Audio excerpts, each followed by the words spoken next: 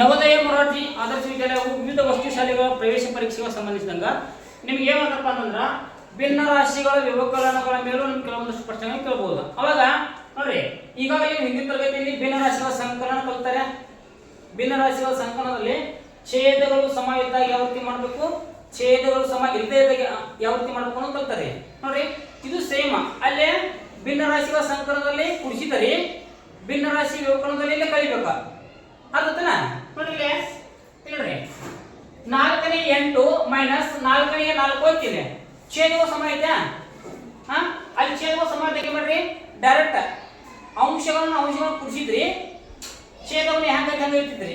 ಇಲ್ಲೂ ಏನ್ ಮಾಡ್ಬೇಕು, ಹೆಂಗೆ ಇರ್ಬೇಕು ಅರ್ಥ. ನೋಡ್ರಿ, 8 4 ಕಳೆದ್ರ 4 ಡಿವೈಡೆಡ್ ಬೈ ಛೇದ 4 ಇಷ್ಟು ಲೆಕ್ಕ.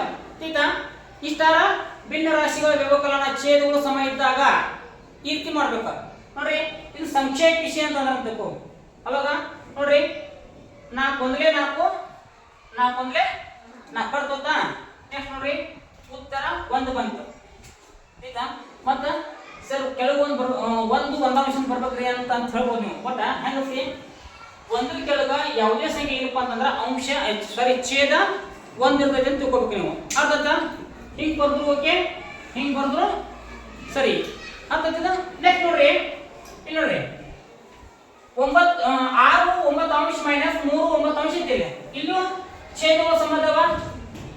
ಇನ್ನೇ ನೋಡ್ರಿ, ಅಂಶ 6 3 ತಗಟ 3 9 9 9 ಇಷ್ಟ. ಆಯ್ತಾ? ಇನ್ನು ಕಟ್ ತಗೋತಿದ್ದು ಸಂಕ್ಷೇಪಿಸಿ ಮಾಡಿದಾಗ ನೋಡ್ರಿ, 3 ಎಷ್ಟೇ 3 3 3 ಎಷ್ಟೇ 9 3 3 9 ನೋಡ್ರಿ, 1 ಡಿವೈಡೆಡ್ ಬೈ 3 ನೋಡ್ರಿ. ಈ ರೀತಿ ಇದ್ದಾಗ 1 ಡಿವೈಡೆಡ್ 3 ಅಂತ ಬರಬೇಕು.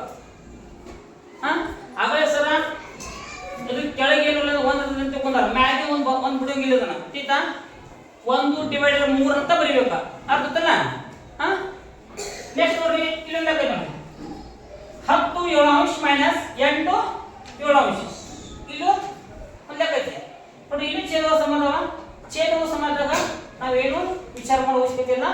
10ರಾಗ 8 ಬರೆದ್ರ 2 ಮೈನಸ್ ಛೇದ 7 ಇಷ್ಟು ಬರೆದ್ರ ನಿಮ್ಮ ಭಿನ್ನ ರಾಶಿಗಳ ವ್ಯವಕಲನ ಛೇದಗಳು ಸಮ ಇದ್ದಾಗ ಇಷ್ಟು ಮುಗಿಯುತ್ತೆ. ಓಕೆ ಬರ್ಬರ್ರಿ.